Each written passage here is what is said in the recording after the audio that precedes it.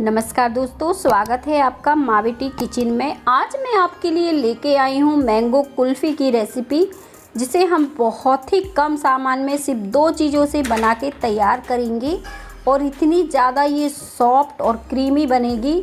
और इसमें हम कोई क्रीम का इस्तेमाल नहीं करेंगे और हमारी कुल्फ़ी जो है ना एकदम ज़बरदस्त बन के तैयार हो जाएगी। तो शुरू करते हैं हम इसे बनाना। इसे बनाने के लिए मैंने यहाँ पे एक कढ़ाई में 2 कप दूध डाला है और तुरंत मैंने गैस के ऊपर ये कढ़ाई रख दी है। दूध आप कोई भी ले सकते हैं, पैकेट वाला ले सकते हैं या फिर जो भी आपके घर में आता हो। दूध में हमारे उबाल आ गई है, तो अब हम धीमी आंच में दूध को पकने देंगे और बीच बीच में इस तरह से इसे चला देंगे, क्योंकि जैसे मैंने बताया आज मैं क्रीम का इस्तेमाल नहीं करूँगी और बहुत ही कम सामान से दूध और आम की ही कुल्फ़ी बना के तैयार करूँगी।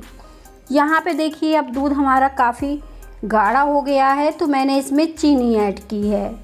यहाँ पे मैंने 1/4 कप चीनी ऐड की है और अब हम क्या करेंगे, इसे धीमी आंच में पकने देंगे, थोड़ा और गाढ़ा होने देते हैं, क्योंकि जैसे ही हम चीनी डालते हैं तो ये पतला हो जाता है।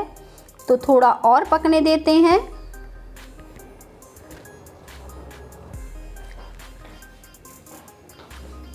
और यहाँ पे अब मैंने कटोरी में थोड़ा सा पानी लिया है और 1 चम्मच मैंने कॉर्नफ्लोर लिया है, जिसे अरारोट कहते हैं या कॉर्नफ्लोर, कुछ भी कह दीजिए, तो आपको ईजिली ये दुकान पे मिल जाएगा।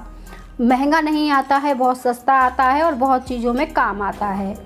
अगर ये आपके पास नहीं है तो आप इसे स्किप कर दीजिए और दूध को जैसे मैंने गाढ़ा किया है आप थोड़ा और ज़्यादा गाढ़ा कर लीजिए। तो अगर नहीं मिलता है तो कोई बात नहीं, आप सिर्फ दूध से भी इसे बना सकते हैं।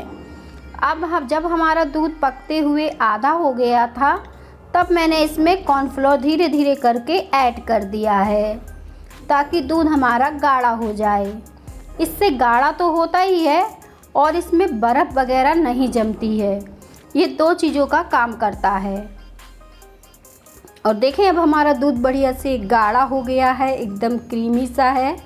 कोई हमने इसमें मलाई नहीं पड़ने दी, इसको हम चलाते रहे थे, तो अच्छा क्रीमी दूध हमारा पक के तैयार हुआ है। अब हम गैस को बंद करेंगे, इसे निकाल के ठंडा करेंगे।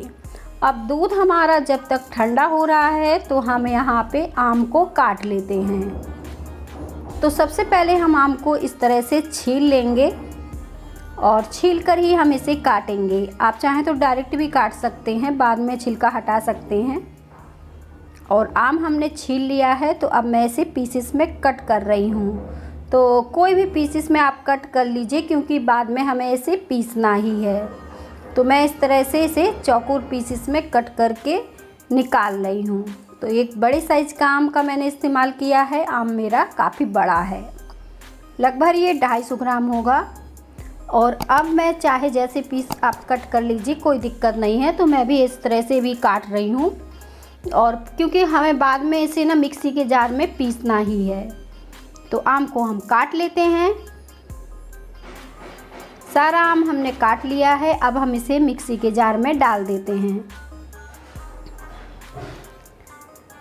तो सबसे पहले जो दूध हमने गाढ़ा करके रखा था, इसे डालेंगे।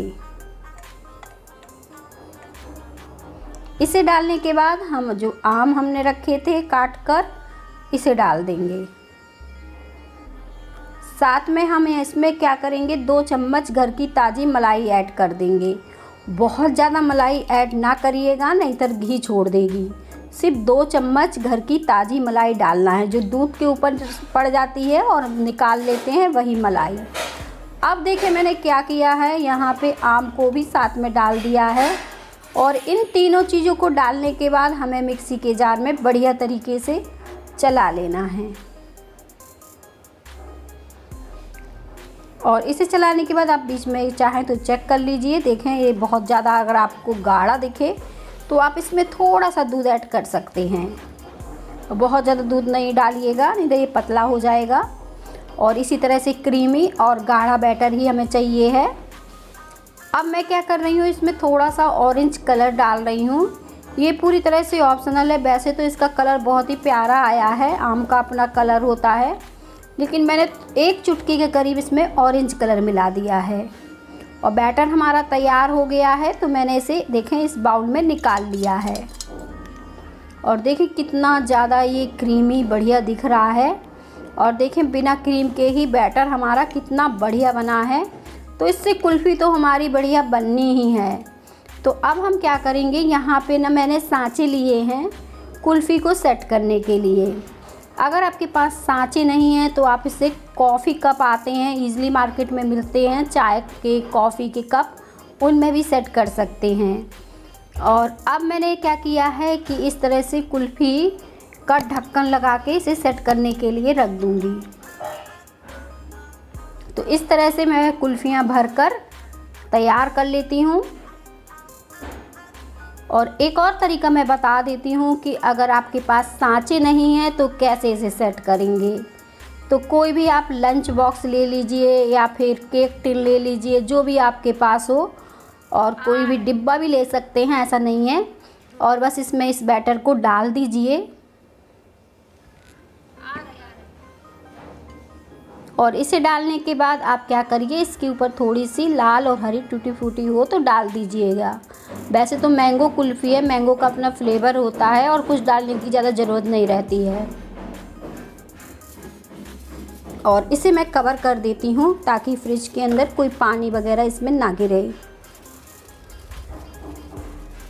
और कवर करने के बाद मैं इसे फ्रीजर में रखूँगी। तो अच्छे से मैं इसे इस तरीके से कवर कर रही हूँ।